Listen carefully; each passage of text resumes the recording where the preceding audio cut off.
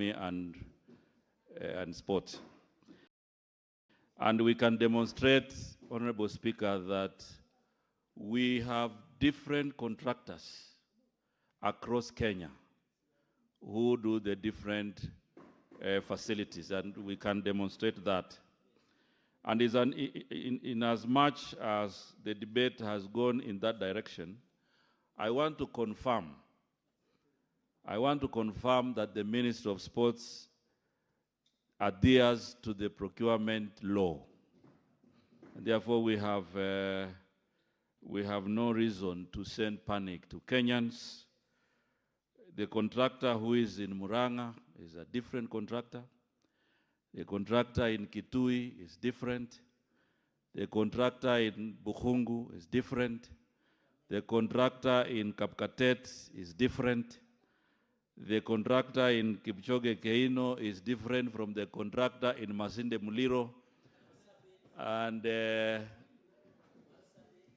Marsabit, and in Nandi, in Mombasa, and in Kakamega. So I think in terms of this session, Honorable Speaker, allow me to confirm that we have followed the procurement law, and that can be demonstrated.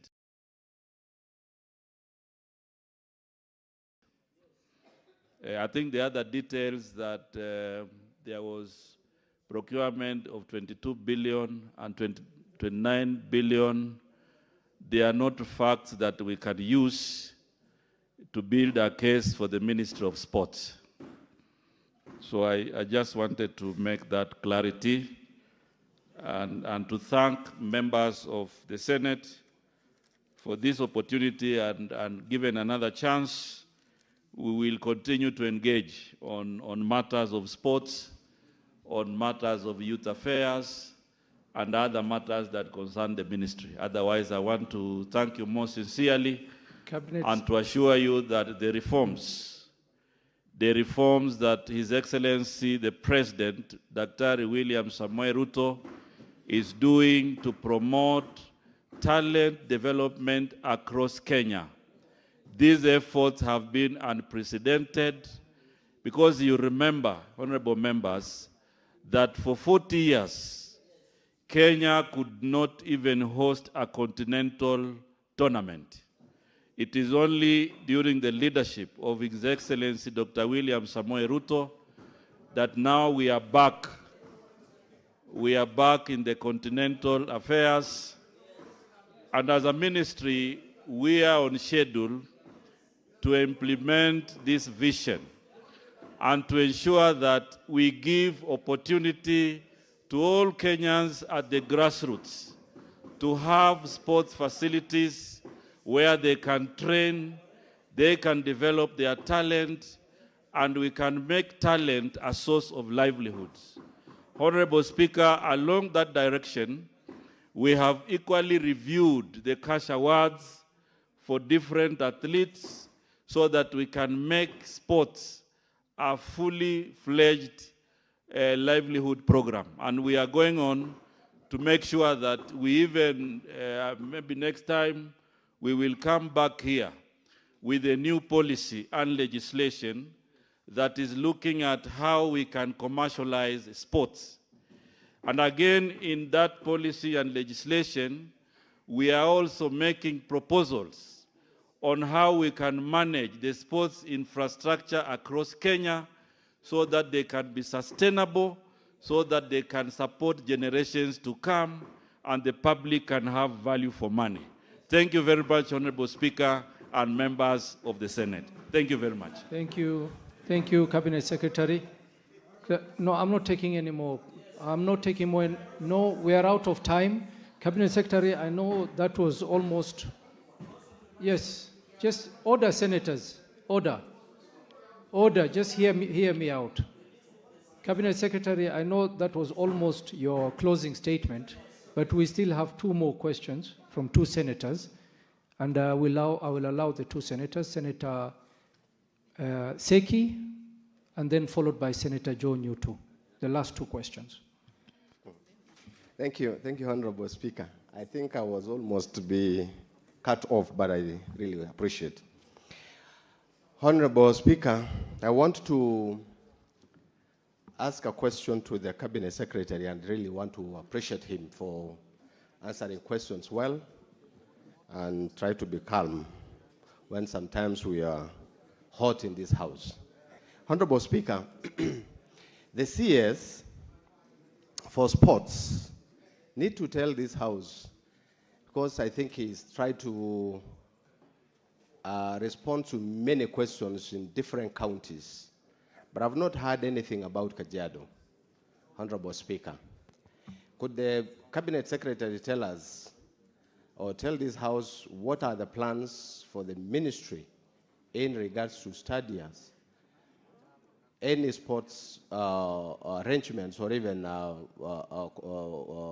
projects in Kajiado? But I want also him to respond on how is he giving individuals, and that is one of the best, important questions that you want to answer. One of the individuals is doing some stadiums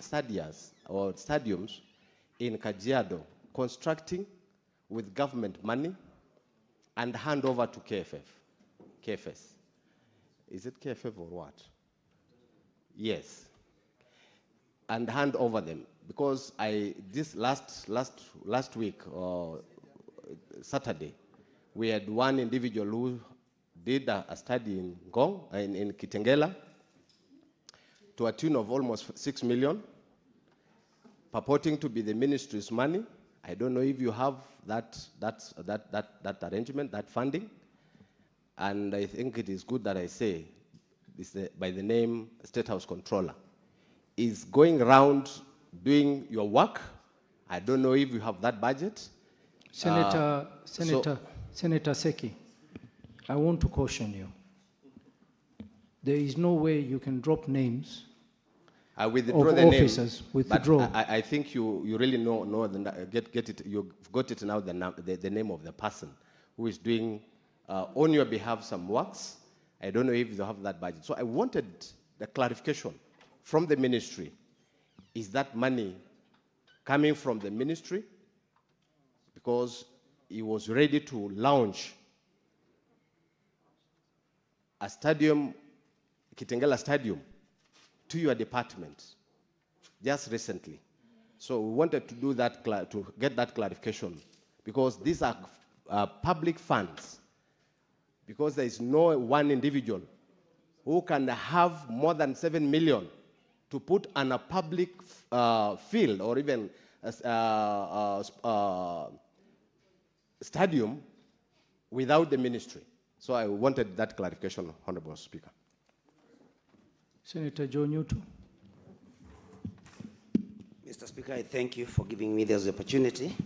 I just wanted to ask the CS whether he is aware that a stadium in Muranga by the name Gakoigo Stadium has already been approved for upgrading by the ministry, but then it has now been moved from Gakoigo sports grounds to another area, Mr. Speaker. So I needed to know whether he is aware and what the reasons are for moving Gakoigo Stadium to another place. And finally, Mr. Speaker, with your permission, to just inform the minister that Kenya has performed before President Ruto came to power. In 1987, we won the African Cup of Nations which was done in the Nyayo Stadium. So, Mr. Speaker, it's important that the CS may have that information. Thank you, Mr. Speaker. Cabinet Secretary. Thank you very much, honorable members and honorable Speaker. First of all, I want to say that in Kajiado, we have not allocated 7 million for any facility. And as I said earlier, we encourage the private sector to participate also in, mobilizing resources for sports activities. However, we don't have any any 7 million budget that has been allocated to an individual. And where this has been done, then maybe at a later stage, we will look at the standards. However, we don't have that. What we have in Kajiado is a plan in Kajiado West and Kajiado South and North. We are actually assessing, and it is part of the list that we have submitted to Sports Kenya board so that they can approve, and then we can move ahead to do a proper facility in that county. Individuals are encouraged also to make a contribution. However, the ministry will reserve the right to make sure that there is compliance with sports standards. In Murang'a, Honorable Speaker, we are doing Mumbi Stadium, a 10,000 seater, and we are also identified Gakoigo. In Gakoigo, the earlier site which had been identified could not fit, and there were also issues with community, and therefore we have moved and identified Summer Ground, which is now being considered as the next site for this project. And therefore I want to assure the Honorable Senator that we are on schedule to make sure that the Kenyans living in that area can also have a facility to inspire their talents. However, Gakoigo could not fit, and it is not just Gakoigo. There are many, many areas where leaders, community have identified for construction of a stadium, but when we go and look at it technically, some of them have not been able to fit. And you remember, Honorable Speaker, I had mentioned the stadium in Kericho also had a similar problem, and we had to relocate it to Kapkatet. So this action, this decision in Gakoigo is not as isolated. It is part of what we do to make sure that we maintain the standards of sports activities in Kenya. And therefore, Honorable Senator, I want to assure you and the members here that we are on schedule to make sure that that community still benefits from the sports infrastructure. However, the earlier site has issues, and therefore we will be moving to another site within the same locality. Honorable Speaker, I think I have adequately responded to the two issues that have been raised lately, but I also want to say that we are ready as a ministry to work very closely with the Senate, and especially the committee relating to youth and sports, the one on infrastructure, and any other, to make sure that we are very transparent, but also to say that sports now should receive the attention it deserves. I think this is one of the sectors that had not been focused before. And my comment on the 40 years also resonates with what the Senator has said, because the last time Kenya hosted a tournament was in 1987. That's the time we hosted a continental showbiz. And since then, we have not had that opportunity until last year. The same rhythm in the 80s, that's the time we also had a big infrastructure on sports in Kasarani. And in between, we have not had. Until now, we have the Raila Odinga Talanta Stadium here in Nairobi. So I think as a ministry and government, we will continue to make sure that we implement the vision to allow and to create an enabling environment for our young people, men and women, to inspire their talents and truly make sports and talents a source of livelihood. Thank you very much, Honorable Speaker and members, and I wish you all the best in the rest of the debates. Thank you, Cabinet Secretary, and we also thank you for taking the time to come and engage with the senators and for your responses. And we also want to wish you all the best in your duties and in improving the sports facilities in Kenya. I will now give you leave, Cabinet Secretary. Thank you very much. Honorable Senators, we shall proceed with the business of the day. I'm going to rearrange the order paper slightly, and we will defer order number 8 and go straight to order number 9. Clerk. Order number 9, motion, report of the proceedings of the Artificial Intelligence Conference on the role of Parliament in shaping the future of responsible AI, held 28th to 30th November 2025 in Kuala Lumpur, Malaysia. Senator Enoch Wambua.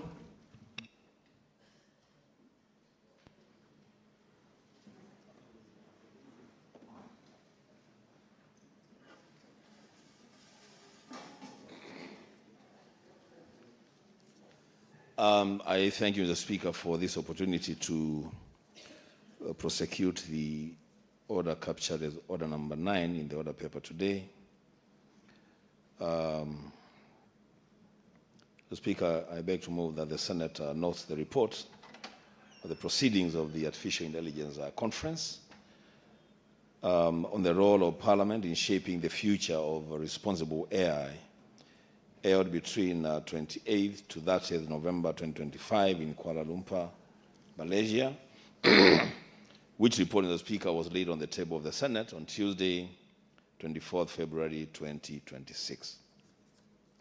Mr. Speaker, I want to thank the Parliament, the Senate of the Republic of Kenya, for sponsoring me to attend this very important conference that took place, as indicated, in Malaysia, Kuala Lumpur. And Mr. Speaker, as I move this motion based on the report that we tabled last month, Mr. Speaker, I want to draw 2 distinctions for the benefit of all of us. Mr. Speaker, in most cases, when we talk about artificial intelligence, there is always confusion between artificial intelligence and just the general social media platforms. Mr. Speaker, let it go on record that artificial intelligence is a field which combines computer science and robust data sets to enable problem solving. That whereas, the Speaker, AI analyzes data, automates tasks, and generates content, social media is a platform for human connection, communications, and content sharing. It is at that point, Mr. Speaker, that I want to make reference to what has just happened a few minutes on the floor of this House. Mr. Speaker, through a robust engagement with social media platforms, the internet, Mr. Speaker, it is very easy for members of this House to draw a line between when they are being told the truth and when they are being misled. As Mr. Speaker, at times it may not look very good on us when misleading information is given to us either by our colleagues or by a cabinet secretary appearing before us, and before we even cross-check on the veracity of that information, we are applauding the giver of the motion. Mr. Speaker, as I move this motion on AI, which borders on the use, on directive use of the internet, the CS who has just walked out has told us on record that for more than 40 years, this country has not been able to host continental games and sports in our stadiums. Mr. Speaker, a quick look at the internet, Mr. Speaker, and we have these gadgets that the PSC provided to members just the other day. Let us make use of these gadgets, Mr. Speaker, because a quick look would show you, the Speaker, that between August 1st and August 12th of 1987, Kenya hosted the 4th All Africa Games at the Moi International Sports Center, Kasarani. And Mr. Speaker, that was perhaps actually one of the biggest events that we have held at a continental level, which brought together 42 countries, and there are competitions within 14 sports. The Speaker, a closer look again, would have demonstrated that in the year from 2020 to date, Kenya has been hosting the World Athletics Continental Tour Gold, the Speaker, which is an elite sports game bringing together elite African and international athletes since 2020 to date. Mr. Speaker, lastly, a quick look would have shown that in the year 2021, Kenya hosted the World Athletics Under-20 Championships at Kasarani, Mr. Speaker. That was actually after we had hosted successively the Under-18 Championships. Mr. Speaker, so it's important to interact with the internet in real time for us to be able to know exactly what we are being told, whether it is true or we are being misled. Mr. Speaker, I thought it would be important to put that record straight.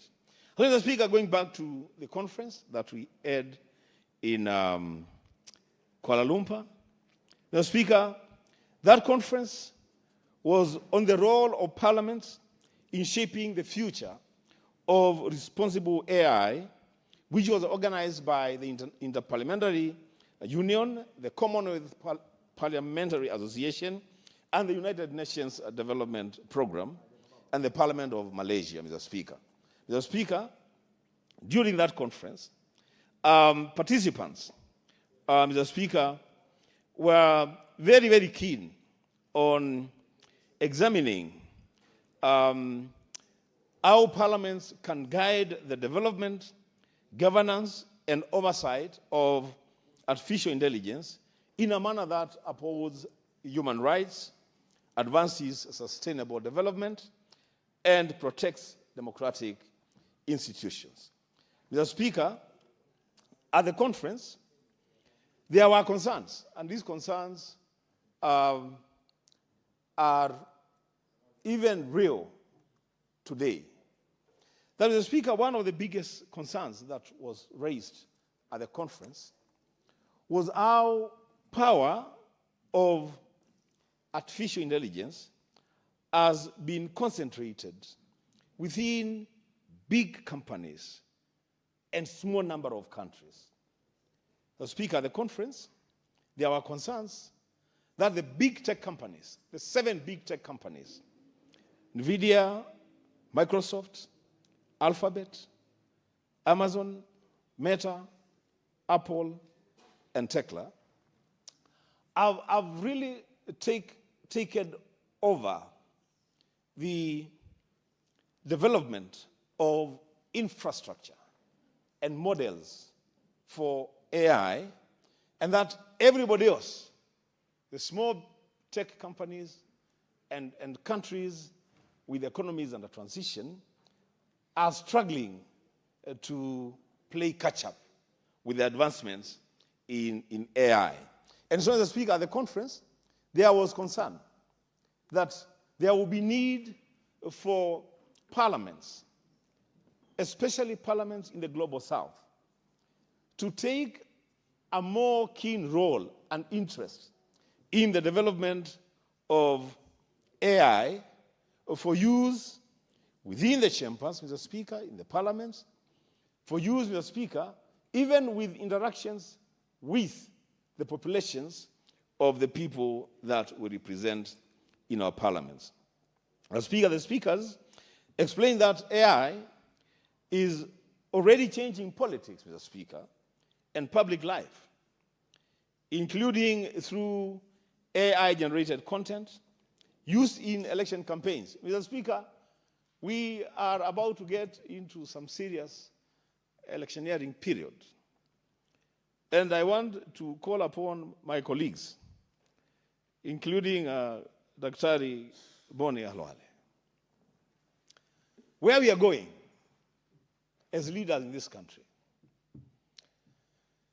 the traditional campaigns as we have known them may begin to take a backseat, and AI may begin to play a more leading role in our campaigns. The engagement, Mr. Speaker, that we have had with the voters is not going to be business as usual, because AI now has capacity to generate content for your opponents who are tech savvy and find a medium through which to transmit that content, which could be at times misleading, there could be misinformation. In a lot of cases, actually, there is deliberate disinformation to change the order in terms of the people in office today. And so it is incumbent upon all of us, including Senator Veronica Maina, to invest seriously, Mr. Speaker, on AI as both a campaign tool,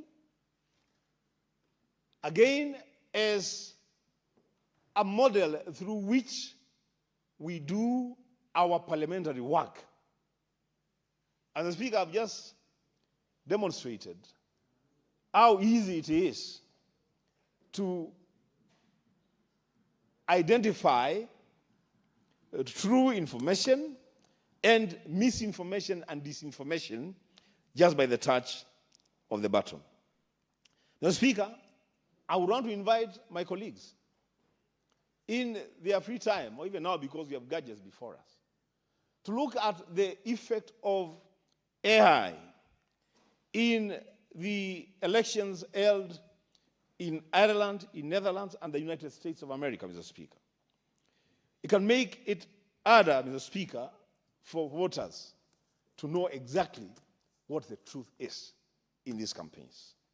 Mr. Speaker, the participants also noted that many citizens are worried about how AI is being used and about too much power, I have already said, that sitting in big companies. Mr. Speaker, in reference to the IPU's October 2024 resolution on AI and democracy, the speakers emphasized the need for clear and strong laws, as well as active involvement of international talks on how AI should be managed. They also stressed that parliaments must encourage open public discussion and help both MPs and citizens better understand AI so that the decisions reflect people's real concerns. Mr. Speaker, one of the biggest challenges, especially for parliaments in the global south, was identified as the slow pace at which we initiate, process, and conclude legislation. Mr. Speaker, Madam Speaker, we are in a fast-moving world. We are driving on information superhighways. Mr. Speaker, it can never be business as usual, and this I say even in reference to our own processing of legislation in this parliament. Mr. Speaker, the rate at which AI is churning out solutions is too fast for our analog system of developing legislation. We were told here by the majority leader the other day, it takes an average of around 3 years, at best maybe 2 years, unless it is a government-sponsored law, to initiate, process, and conclude a single law.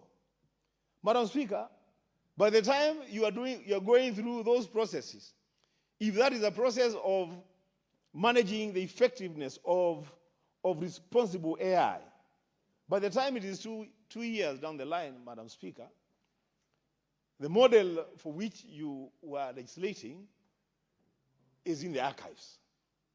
Nobody is interested in it. People have already moved to other models. So, Mr. Speaker, there will be need for parliaments in the global south to fast track and look for ways of generating and finalizing on legislation, especially that which is supposed to manage the use of responsible AI. Madam Speaker, there was also concern among speakers on the strong leadership from parliaments to make sure that AI supports democracy instead of arming it, and that closer cooperation between countries is needed because AI affects everyone. Parliaments will encourage the Speaker to invest in training, safeguards, and public engagement so that AI is used in a careful, transparent, and people-focused way. Madam Speaker, you know, one of the best ways of using AI in our context would be in us individually preparing for debates on the floor of the House. Would be us using AI, Madam Speaker, to even develop content for and shape the questions and statements that we bring to the floor of the Senate. Madam Speaker, as I said, it can never be business as usual in the way we transact business on the floor of the House in this era of AI. Madam Speaker, very quickly, in the year 2024, there were more than 60 countries that held national elections. It was the same year, Madam Speaker, that AI was gaining momentum, even in the global south. The Speaker, truth be told, AI has permeated the election ecosystem today in a way that it has never happened before. And so it is incumbent upon us, Madam Speaker, to prepare and reflect on how best to respond to these developments. As Speaker, as I move towards the concluding, as Speaker, I want my colleagues to also realize that AI is very instrumental, very useful, in quotes, both for good and bad actors, because it aids both to achieve their goals. The Speaker, Madam Speaker, for us, it will be important to use AI in live translations, voter outreach, and the general management, Madam Speaker, of our politics. Madam Speaker, as I conclude, during the conference, Madam Speaker, this House must also know that they did not just send a senator to go and sit and watch.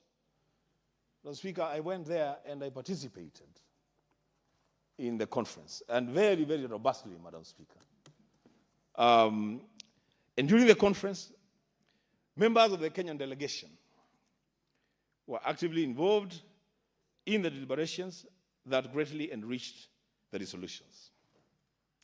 In his contribution, or in my contribution, Madam Speaker, I highlighted the practical opportunities that artificial intelligence presents for parliamentary work, noting that MPs could benefit from AI-assisted summarization of committee reports and smart search tools across the answered and committee records to quickly retrieve relevant information for debates and oversight. And that's just what I demonstrated, Madam Speaker, a few minutes ago. When the CS gave misleading information about the number, Madam Speaker, can I ask for just 1 minute to 2 minutes to conclude? You have 1 minute to conclude that. So when the CS gave misleading information about the number of sports activities that have happened for the last 40 years, just by a click of a button, Madam Speaker, I was able to identify that this is misinformation. And that's what AI is supposed to help us here on the floor of the House. Madam Speaker, I further observed that at the institutional level, AI-powered virtual assistants on the Plenary website could help respond to common public questions, while automated, faster production of subtitles for video streams would enhance transparency and make parliamentary proceedings more accessible to all. Madam Speaker, so that we don't build silos, and I'm not campaigning for myself, Madam Speaker, it will be important for me, for purposes of continuity, to attend the next AI conference. And the Speaker can build on this, and then I bring that resource back to my colleagues. We help them, Madam Speaker, appreciate AI even more. Madam Speaker, with those many remarks, I do move and ask Senator Eddie Okech to second. Senator Enoch Wambua, that's a very interesting proposition and suggestion that you should be sent back to another international conference.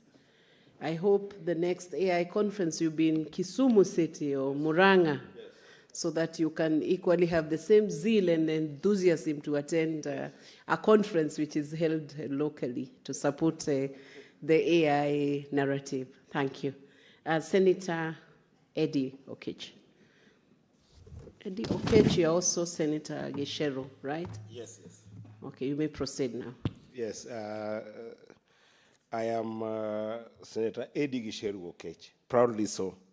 Born and bred in Migori, but Madam Speaker, as you might know, I grew up after my mother passed on in 2003. I got adopted by 7 families who assisted me to be able to go to school. Among those families was the Gisheru family, Okongo Kennedy family, Aduar family. I cannot mention all of them because that was not the topic, but that is where I get my name. So I appreciate the fact that it took very many villages to build this child, and I always appreciate them in my life, and they hold a dear place in my heart. That's excellent, and we commend those families for raising such a distinct senator of note from Migori. Thank you, Madam Speaker. And also, it's a genuine reminder that we are more one people than sometimes these ethnical, coups and divisions that we see in the country. We are one people as Kenyans, and I hope that we'll reach a point where, as a country, we will not be divided along ethnic lines, and we can build one country. But that said, Madam Speaker, this is actually an extreme honor for me to second this report by Senator that has been presented in this House by Senator Wambua. Of course, I'll be remiss if I don't appreciate the delegation that did go to Kuala Lumpur, yeah? That is the Kuala Lumpur, where that is Malaysia, and this delegation, Madam Speaker, just recognized that it had a team of 4. Of course, our own Senator Wambua, Enoch, CBS. I'll be very remiss also if I don't say CBS. He has really earned a lot in this House. We also had Honorable Robert Basil Ngui, who's a friend of mine, MP from the National Assembly.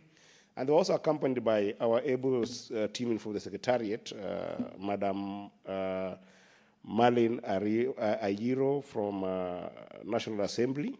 I think she's the principal legal counsel there, as well as our own, Angela Masharia, who is a senior clerk here, Madam Speaker. And it's very interesting that Senator Wambua has actually also highlighted that during his time there, he did look for the opportunity to be able to highlight that as a parliament, we must be able to start looking for practical opportunities, as well as practical navigation into making AI, artificial intelligence, presence in our work in parliament, as parliamentarians, and as he sees it, Madam Speaker, that we can actually use AI tools to be able to promote answered, as well as be able to promote any other records that we have here, and even while doing our committee works. But beyond that, Madam Speaker, this report is generally about the use of intelligence in the context of responsibility, so that as a parliament, we can be able to evaluate our role in shaping the future of responsible AI, you know. And I think that one is something that cuts across not just our work in parliament, but also being able to make sure that in the country, we can be able to have proper use of AI. And Madam Speaker, I think there's nothing that can be able to explain technological advancement across the globe as compared to AI. Because AI, artificial intelligence, is basically how technology has advanced to the extent that it can be able to consume data, replicate it, harness it, and be able to be ahead of just simple computing and give proper direction and information that can be used in any platform and in any manner. And therefore, Madam Speaker, the regulation gaps that we as parliamentarians are going to face is exactly what Senator Ambu has talked about. How do you marry this technological advancement and the pace of that change with our own legislations? I think this is the key thing. So that our legislations can be able to, number one, keep up with that speed and keep up with the accuracy. Because while there's advancement on the speed of AI, there has to be also accuracy on the side of our laws, to the extent that this report and the conversation that in this report we're looking at. Because one of the biggest problems that we face as legislatures is how can we keep up with that rapid advancement so that we do not produce either sometimes outdated laws or sometimes premature laws. And we have seen this, Madam Speaker, in a number of ways. You remember the finance bill, the other time that we were talking about the finance bill, and there were conversations around taxations on platforms of content creation, for instance. Today, if you look at the United States, you will see young people who have never heard any vocals in terms of being able to sing. They can go, use an AI platform, rap on the AI platform, generate beautiful music, sell right from their house, and just using a phone. No any other technology, just a phone with a proper AI interface and platform, and they make money, millions of dollars doing that.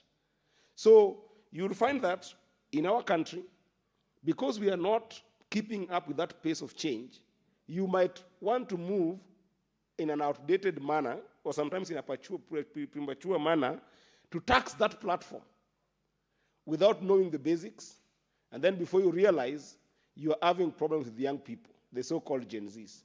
Because their basics, the basics include simple things like, who are the owners of these platforms of AI? Who are the developers? Which companies are now developing AIs to the extent that they're advancing this fast, and where are they based?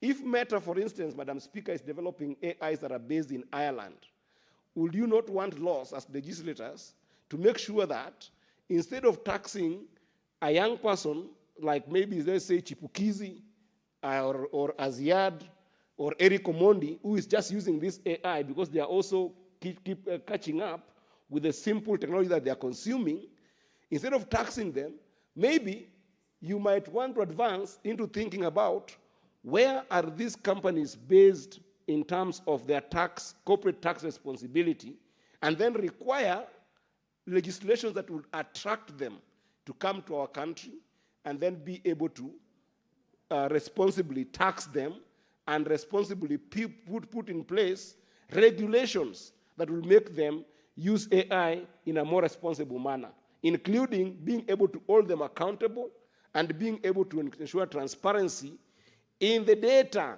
that comes from those platforms. And these basic things sometimes skip us, Senator Wambua, if I may address you through the chair. Even in this House, Madam Speaker, recently, we had technology that changed very fast, and we were invited into this House and told, can you go and be able to put your biometrics so that you can be able to use those biometrics to do what? To access our machines here in Parliament as you contribute in Parliament. Which senator, which one of us dared to ask, who is the owner of this technology that we are using? Where is that data going to? Where is that data housed? Because we know that in Kenya, we do not have proper data center to the extent that if you're mining, at least on the floor, somebody not ask on the floor. Because if you ask in private, I might not know. Senator Hazena, there is something you seem to be interjecting. You want to inform the senator. Do you want to be informed, Senator Eddie Okech? Madam Speaker, I don't mind being informed because this is a very good conversation, and it's a young legislator just like myself, but I just hope that you hold on my time as well, because this is a very important contribution. Hold this time, hold this time.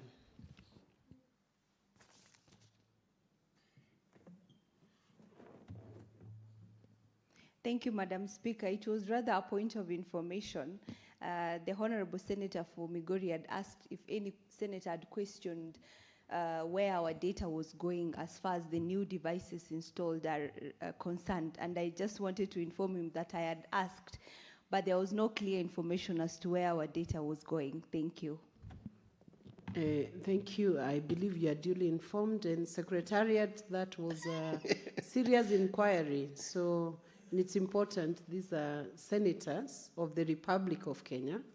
And it's important to know where the data is housed, who is keeping it, the data in respect of the system. The current system in use, it's a new system. So can you make sure that information is availed and information given to the senators before the data is dispatched to the wrong quarters, if at all the source is not known? Thank you. Thank you, Madam Speaker, and thank you for that information, Senator Zena. Because as I've said, Madam Speaker, this was a very important conversation because AI, the part of legislation that we must focus on is also being able to balance the idea of innovation and safety so that you cannot overregulate and stifle that innovation like what we have in these gadgets, which have got some AI features, which are really good. But Madam Speaker, in the same manner, for you to have technological progress, you cannot also have insufficient oversight that leads to risks like misuse, privacy violation, and misinformation that Senator Wambua did refer to. And that was in the context with which I was asking about how our data is being managed here, because I know that in Kenya, we actually do not have competitive global data centers. Because AI is all about data. It's all about how data is gathered, aggregated, and then used in a way that can be able to build different logs in what we call, in technology, black boxes. And Madam Speaker, I know this because I remember, I think it was last year, when the president, 2 years ago, when the president went to the United States, you remember the state, the time that he was hosted in the state as the first African president that has been hosted since, I think, 2008 in the United States. And there was fanfare around that. And remember, Madam Speaker, that when the president went there and met these tech gurus in the United States, he was given a chance by Google to be able to come and build a data center here. And when we got here, Madam Speaker, we did not have enough energy to even have data center because we only have about 3,000 megawatts that we are producing currently. That data center alone wanted 1,000 megawatts. And that's why when you talk about technological advancement, you want to also look at facets of regulation that you want to put on other supporting basic technology. Like right now, I'm proud of the president talking about the creation of nuclear energy.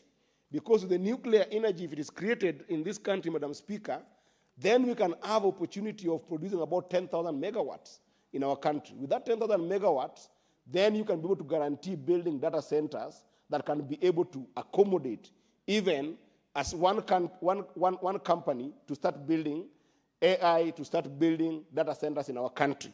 And this is critical, Madam Speaker, in terms of just cost of power that goes with this AI. Lastly, Madam Speaker, I wanted to talk very critically. Please, Senator Eddie Okech, I think you've been informed by very many senators today. Which is Senator good. Enoch Wabua would like to inform you. Thank you, Mr. Speaker. Can I proceed. agree. I accept because he's the one who brought this.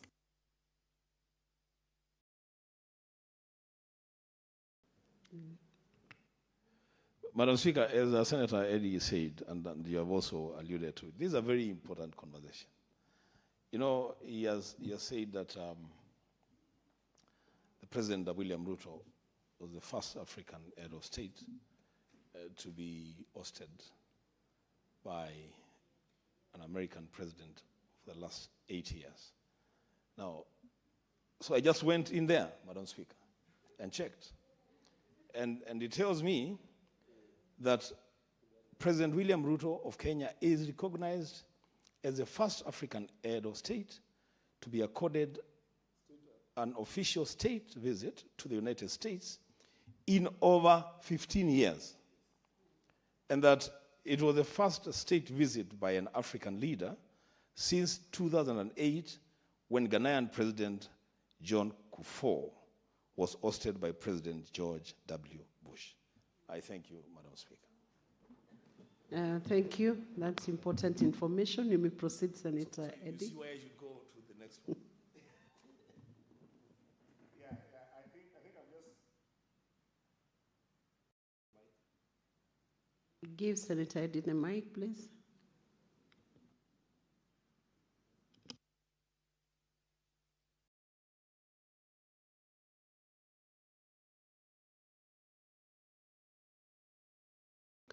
Go to the dispatch.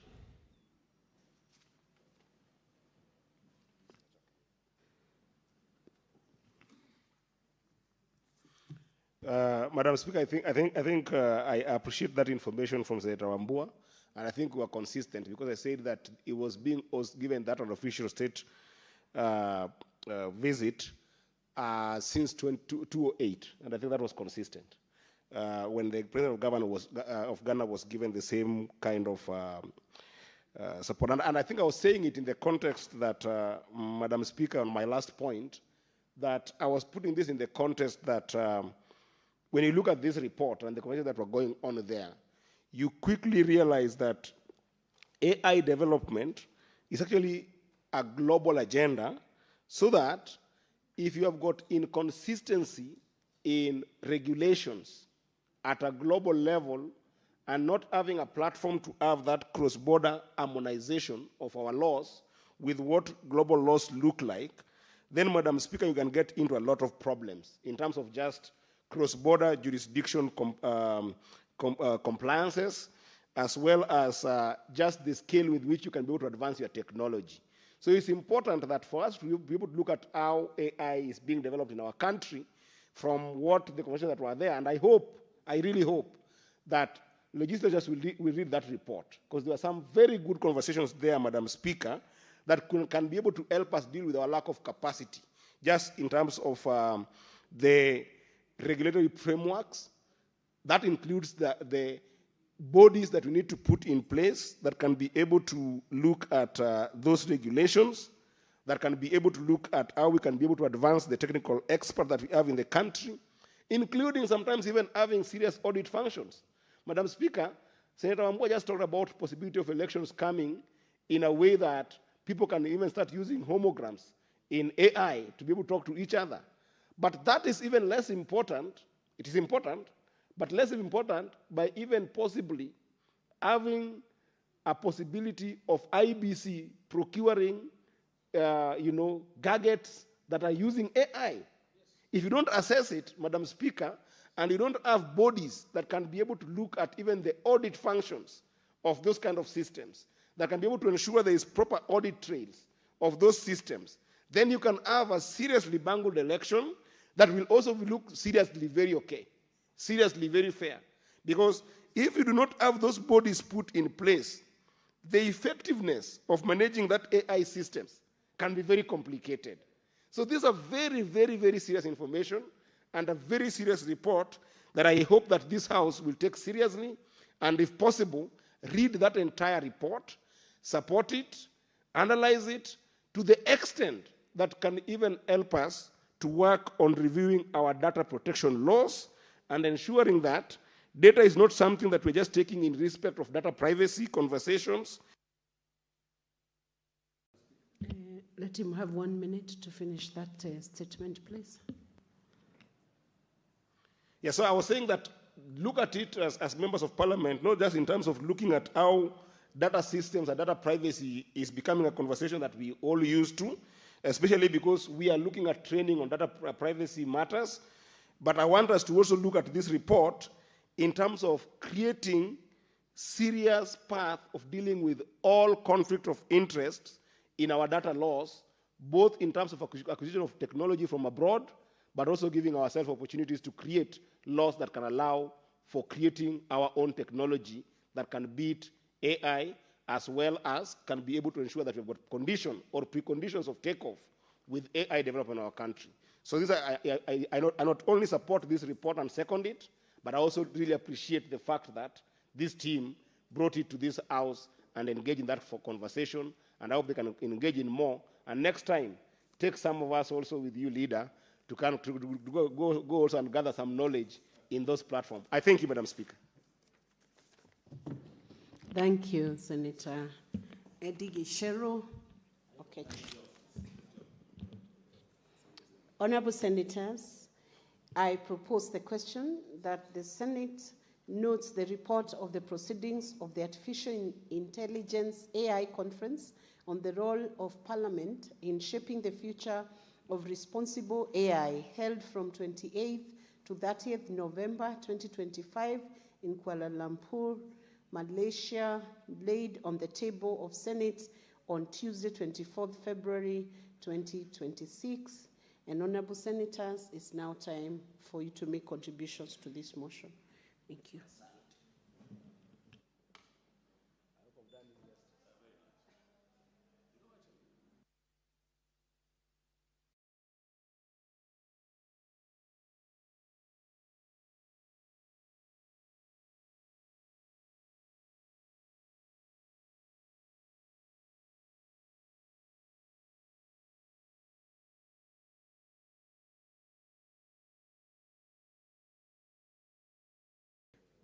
Senator Mungatana Danson Buya. I want to thank you, Madam Speaker, for giving me the opportunity to support this motion. Madam Speaker, first of all, I appreciate the comments made by my two former speakers who have taken the floor before me. Madam Speaker, I really am amazed at what is happening in the world, and it is good for this knowledge to come to us. I didn't want to take too long because I'm looking at the time and maybe other members want to debate. But the one thing, Madam Speaker, that stands for us as members of the Senate is that we are supposed to be the defenders of our counties, the mouthpieces for our counties. And Madam Speaker, this is yet another opportunity for us to make sure that even as this technology is hitting Nairobi here, even as this technology is coming to other more established cities and counties, Madam Speaker, we should move this technology to our counties in the entire 47 counties across the country. Madam Speaker, I'm thinking if we are able to adapt this technology at the Senate and be able to process our legislation as fast as it is hoped this AI will do for us, how much better shall it be if, say, the same technology is adapted in the county of Tana River at the assembly level and many other counties? So, Madam Speaker, the real point I raise here as I support this motion is just to say that let us think of a way, as this technology is coming to the Senate, how we shall move this technology down to our county assemblies so that they will be as efficient as the Senate when we start applying this technology. So I would propose that there will be some working committee around, some thinking around this so that we can be proactive. When this technology lands here and it's being applied, it can equally move to our various county assemblies so that we keep up with the time and deliver on quality. With those few remarks, Madam Speaker, I beg to support. Thank you. Thank you, Senator Danson Mungatana. Senator Abbas Sheikh Mohammed.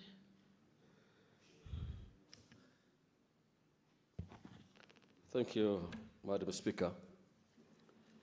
Madam Speaker, I want to also join my colleagues to support the report. Madam Speaker, honestly, I think it's the time that this House or the Parliament must use an AI, and that is a new phenomenon, a development that is making life easy for the human being of today. Honorable Madam Speaker, the use of AI in Parliament makes work easier and work faster and more transparently, that you cannot distort information. Honorable Madam Speaker, it makes life, the reports of the Parliament and the proceeding of Parliament to be easily accessed by the citizens in every part of the world. That anybody can click to Senate proceedings and easy access through AI, and gives actually a real and correct reports on the proceedings of the House. Madam Speaker, you know that this Parliament uses a lot of papers.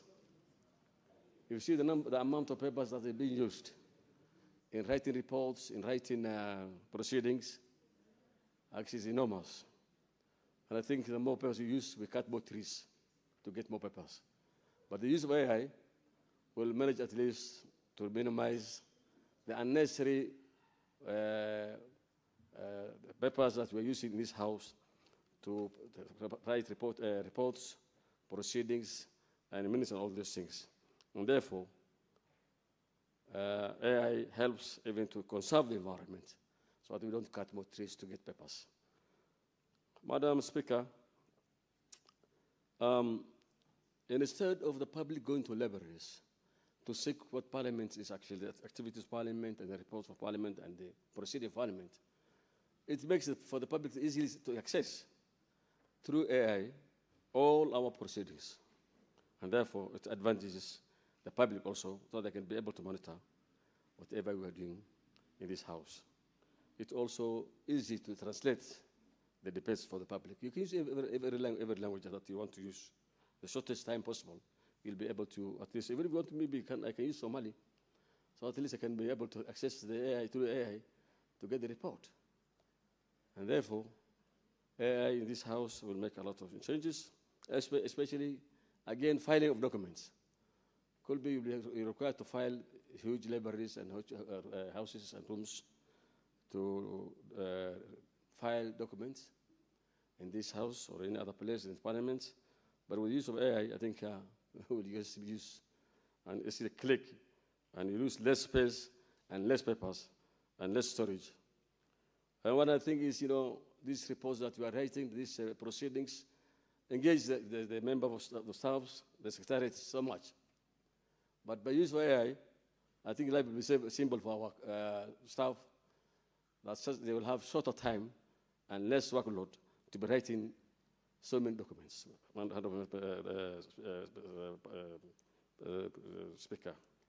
Therefore, it also provides the people with disability who cannot be able to access Parliament, who cannot write all things, can easily access and get information through AI. Madam Speaker, my only worry is AI, I see people misusing it and distorting information. So could it be also disadvantage the procedure of this House? Madam Speaker, with those few remarks, I beg to support. Thank you, Senator Abbas.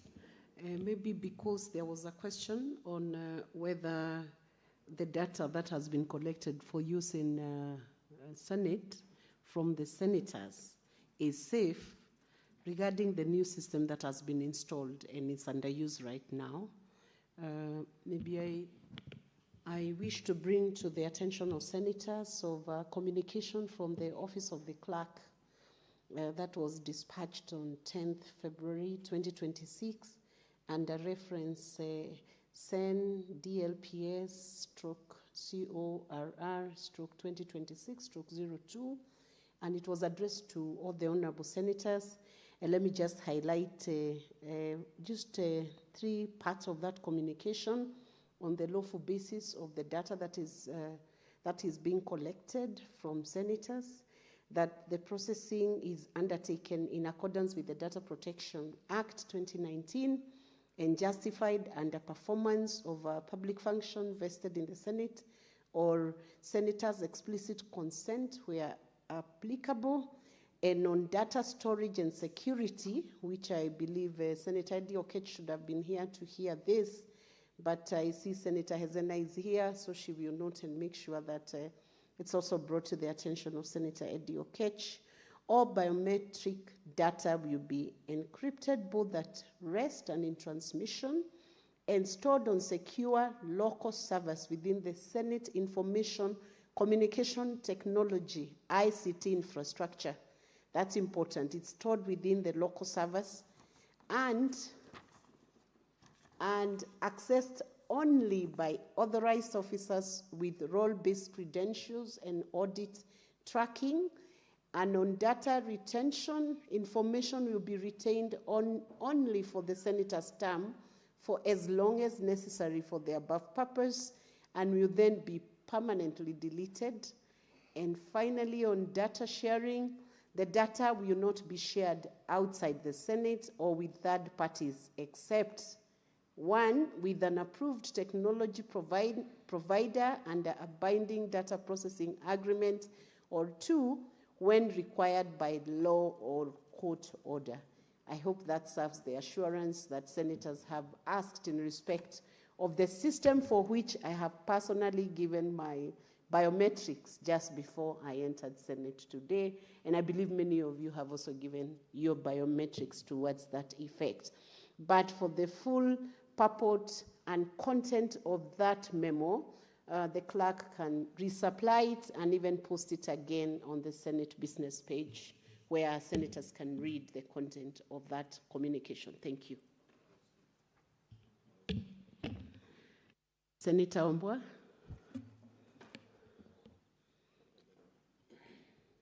Given the mic.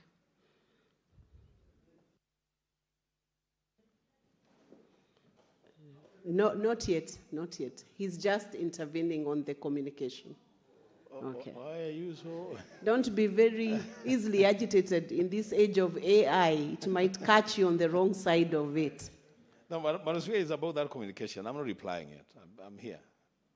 Madam Speaker, this is a house of record. And being a house of record, then the understanding is that information that is captured of members here today shall be safely stored. 100 years from today, our great-grandchildren may want to know what exactly we said about AI today. So when you say that that information will be destroyed within the life of this parliament, maybe we need to have more engagement on that issue. They will need for more engagement. This is not about destroying information. It's about safe custody of the data collected today for use many, many years to come. I thank you, Madam Speaker. Thank you, Senator Wambua. That's a conversation that can be had at a different level. Then the communication would be done. So I will pend further discussion on that to a different platform. Meantime, I invite Senator Boni Halwale to make his contributions on this motion. Thank you, Madam Speaker. Madam Speaker, maybe just a small comment on the remark by Senator Wambua. The communication was not about what the Hansard keeps. It is what the Hansard keeps that your children and mine and grandchildren will want to revisit. She was talking about the biometric data. Once I leave Parliament, what should my biometric data be still doing here? So it is perfectly in order that a decision has been made that it be kept secure, and the moment we depart, it is a rest. That is my understanding. Having said that, I rise to support this motion very strongly. And Senator Wambua, I was listening to you very carefully. And if you look at the population in the House now, it is not because this matter is not important. It is because people are yet to come to terms with AI. In fact, you can see the hard debaters are the ones who are in the House at the moment. We should have time for this. What are you asking us, Wambua? You are asking us to adopt the resolutions, 1 up to 13, that you made in Lumbar. Mr. Speaker, it might look easy, but when you read... Boni, yes. I would excuse others, but not you calling me Mr. Speaker. Can you adjust? Thank you. Address to me. Thank you, Madam Speaker. I did not even realize that that is a mistake I'd made. It happens from time to time. With all the respect, I cannot mistake you for a woman. You are a full-blooded woman from my point of view, and therefore I respect that.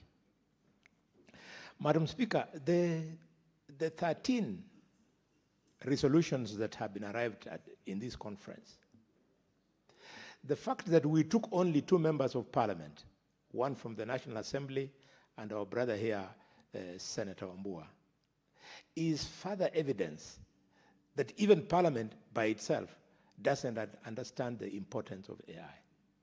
We needed a number of senators in this delegation and a number of members of the National Assembly. In fact, please inform me if the Speaker allows me. Sit and inform him he's accepted.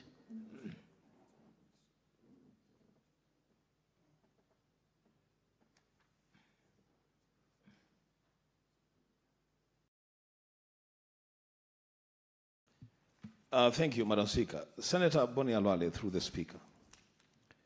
What you're saying is spot on. I want to inform you that at the conference, the leading delegation was from India, the Indian Parliament. And it was almost an entire parliament, different levels of parliamentarians engaging and even trying to take the lead in developing a symposium for the Global South on the use of AI. So you are spot on. We looked very, very disinterested in what is happening in the world. I thank you. I appreciate that information. And it was just out of quick reading of what is AI. When AI came to my attention, I took it negatively. One, that here is a tool which is going to take away jobs. And as a defender of the youth and a father of some, I am very protective when it comes to job opportunities. So I took it negatively that this thing we don't want is going to take away jobs for our children. The second thing that was negative, Madam Speaker, was that I said, this thing is going to be abused. I remember, Madam Speaker, a case in point where, by coincidence, the two senators who are currently greeting each other, last year, they innocently greeted each other like that. And a still photo was taken. But because of AI, those two senators, the photograph was now transformed into a video where they were hugging, and I don't know whether they almost kissed, but that I said, wait a minute, this is going to break families, because a protective spouse will not have the patience to say, this could be AI and this could be real. So those two reasons guided me when I started taking AI seriously. But now that I have taken trouble in the last 6 to 8 months to acquaint myself with AI, I have realized that AI actually is not a new thing.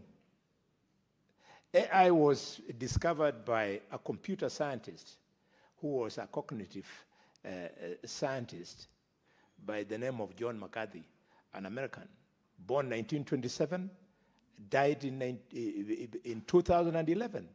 He died many years ago, and yet AI had not captured the imagination of the world. So it has waited many years after his death, posthumous. It is now when it is capturing the imagination of the world. So I followed it and I said, this AI, what is this thing AI? And listening to the just a minute, Senator Karen Nyamu, you know you cannot do your phone calls inside chamber. Risking being declared to be out of order. Proceed, Senator Boni. Thank you, Madam Speaker. I'm sure the chair did not hear the distinguished senator from Vihiga. Senator Osoti, my kid brother. Karen is not AI generated. She's my good friend. She's not AI generated. So, Madam Speaker, as I pay this tribute to this scientist, who was a computer scientist, and of course in his own right, a cognitive scientist, I listened to the senator of Migori when seconding, and you know what he tells the House? That AI is all about data and blah, blah, blah, blah, those things he said. So here is a youth who is a member of this House. He's yet to grasp what is AI. He thinks it's just about data. No.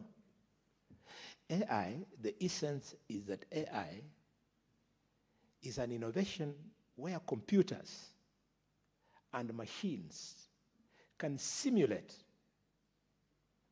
humanity, can simulate human learning. Just think about that.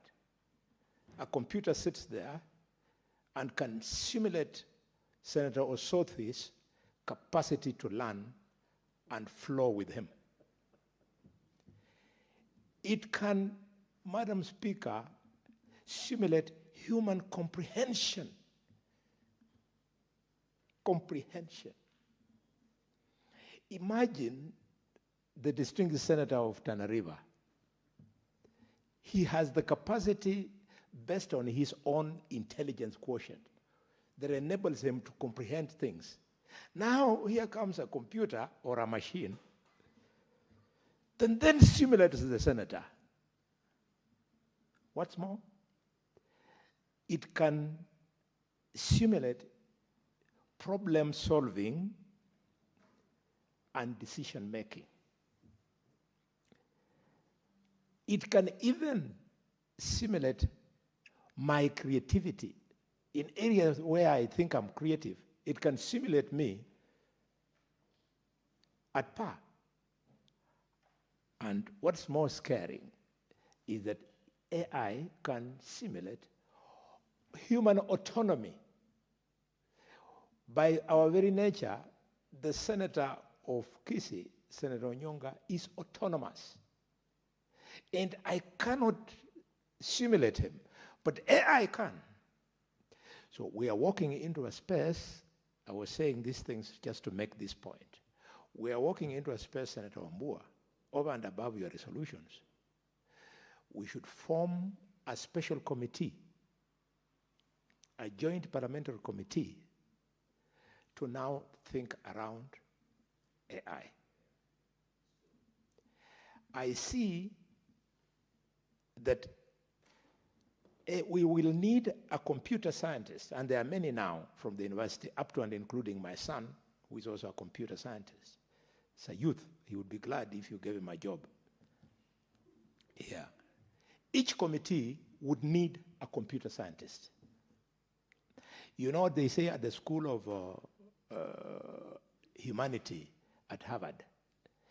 They teach these days that human beings who work with AI work better than human beings who do not work with AI.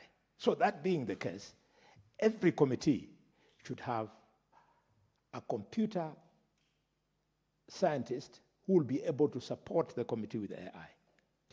As we support your resolutions also, we need that special committee to now factor into the budget of parliamentary, is it parliamentary commission? The one that, yeah, Parliamentary Service Commission, to have a budget for AI for Parliament. And what's more, this committee should also inform the executive that the executive should now have a budget for AI for every ministry, for every government department and every agency if we want to move at the pace that you can see India and China moving. Madam Speaker, I say these things with a lot of respect because I know that in 1980, when just about everybody apart from Hazina maybe was alive, who is in this room now, 80% of the population in China was poor. 80%. Today, the poverty rate in China is 0. So it means, therefore, Madam Speaker, that if leaders can be able to think around issues and make resolutions the way Wambua and his team has done, we can move our country from the misery we see today, where leadership, Madam Speaker, means to some people that you have an opportunity to become rich and live large. That's what leadership means to African leaders. Leadership, to my mind, means you wrap it into the populace so that the country collectively moves together and becomes better. Madam Speaker, there are certain aspects which AI cannot do. For example, AI cannot replace the nurse at Gertrude Hospital. Impossible. Whatever AI does, it can choose anything, but they can't, because the decisions made by the nurse when you arrive with your child is based on emotional awareness beyond the training the nurse has received. Madam Speaker, AI cannot replace the nursery school teacher. The nursery school teacher can be able to look in the eyes of the child, probably 4 years old, 5 years old, 4 or 5 years old, and be able to know that that shift in the eyes of the child means that the child has peed on itself or it is going through some form of discomfort. AI cannot manage that.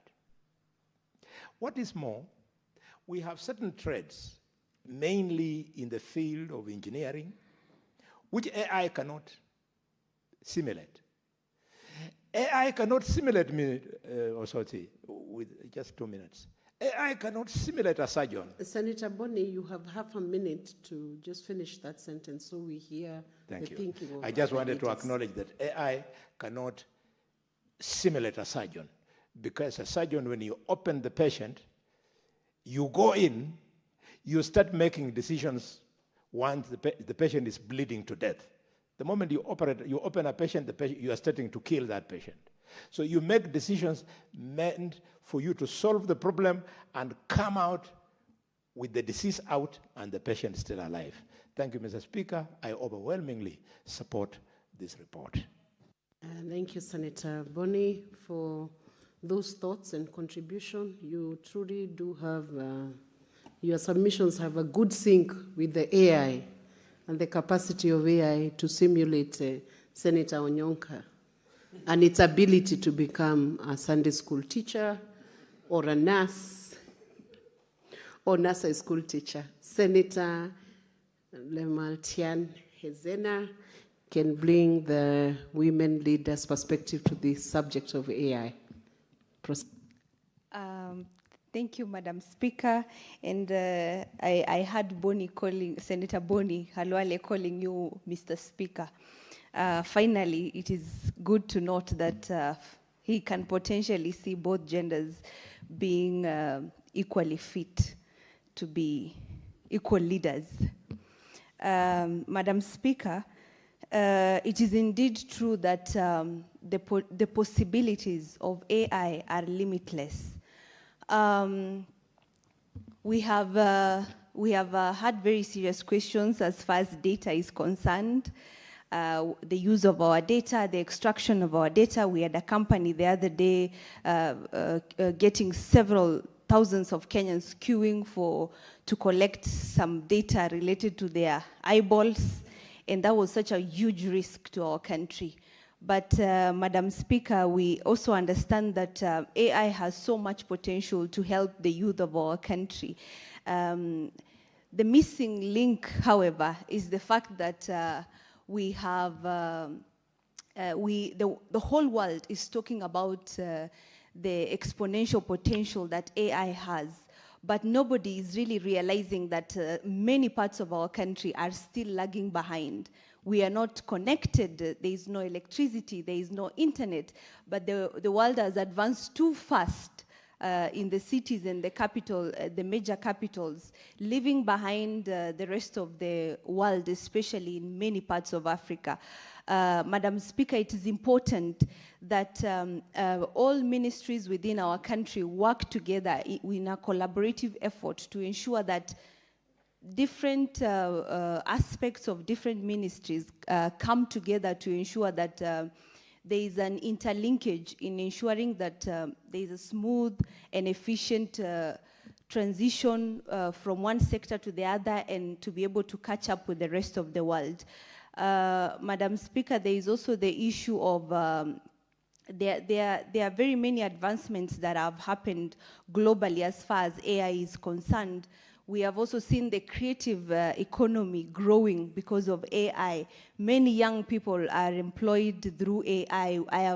I've been sent about 3 songs this week, and my attempts to look for the singer behind the music failed because I was told they were generated using AI, but the voice was so realistic that I thought it was a human being. I can imagine even people who had zero talent in music, perhaps like me, would be able to sit behind a keyboard and come up with put words together and ask AI to do the needful.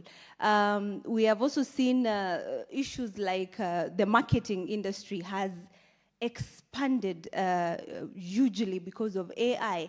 There is a way that our creative the creative industry is incorporating AI skills in marketing, in banking, and every other thing, Madam Speaker.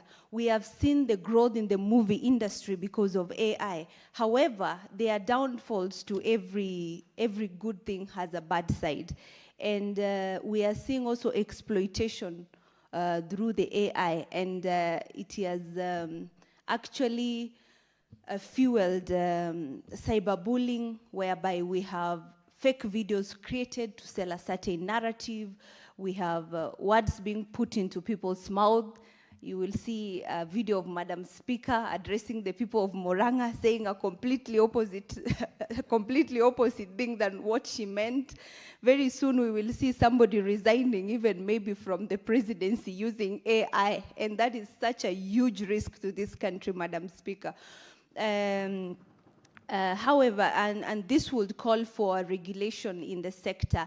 It's very interesting that I have seen the report has called on the various parliaments and organizations and associations like the CPA to work collaboratively to ensure that there is a deliberate effort between these institutions, and especially the leadership of Parliament, to ensure that mechanisms and systems are put in place to streamline the use and operation of AI. Madam Speaker, it's unfortunate to learn that there was a conference happening in Malaysia which bore this report, and none of us from the ICT committee had the privilege to attend, and neither did we also have information that this was happening. Madam Speaker, that must be put into serious consideration. I also sit in the Commonwealth Parliamentary Association, and I can see from the list of the members who attended, none of them is a member of the CPA. I think this is why the report was categorically insisting that the leadership of Parliament needs to do more as far as streamlining and inclusion and mainstreaming of the AI is concerned. Madam Speaker, last but not least, I wish the Ministry of ICT can be proactive enough to ensure that we have enough coverage, network coverage, internet coverage, even using the fiber and broadband across the whole country. You can imagine now, when we have those fake clips generated through AI spreading and circulating, Madam Speaker, sometimes they'll be even talking about a certain outbreak, and these people can no longer distinguish between what is real and what is fake. Somebody in Samburu... Senator Lelmatian will have a balance of 8 minutes when the motion is next listed in the order paper for further submissions. Honorable Senators, it's now 1 p.m., time to adjourn the Senate. The Senate therefore stands adjourned until later today, Wednesday, 25th March 2026 at 2:30 p.m. Thank you.